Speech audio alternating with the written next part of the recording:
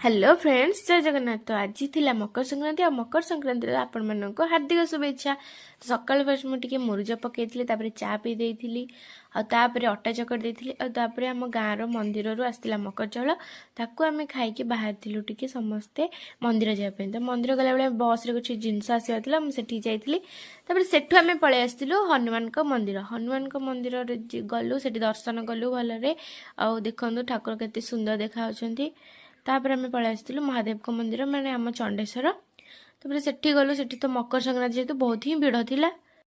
एबे आम जाइलु महादेव को दर्शन करने दर्शन करने बहुत ही कष्ट लगे कहीं एत सारा लोक केंचा पेलार आम ठाकुर को दर्शन करदे पलि आसलु। तापर बाहर सब जो जिते सारा मंदिर थिला से सब मंदिर बुलुलु।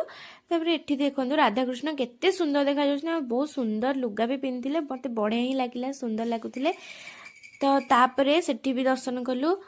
तापर आम जाइलु आमर ये चंडेश्वर देखु केमती आंब गचर महादेव बाहरी तो एत सुंदर देखा एत आकस्मिक। तापर आम सेठी भी देखी देखी पलि आसलु घर को बाहर पड़ू कहीं सकाल तो एपर्यंत है कि भी खाई नु भोग हरिके करके आम पलि आसलु घर को। तेन घरे आसिक पूरी छाणी देलु ये आम रोनाली बेलुचे आम छाणुची। तापर पूरी पलि आसला आम पूरी और ता सहित डालमा आईटा भी बहुत ही टेस्टी होता।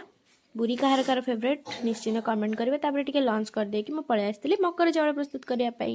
तो मकर चाउल सब प्रकार फलमूल पकईकी नड़िया पकईकी सेटा को बहुत सुंदर भाव प्रस्तुत कर देइथिली। जदि आपण मानक मकर चाउल भल लगे तो निश्चिंत लाइक शेयर कमेंट करेंगे। रोजी जय जगन्नाथ।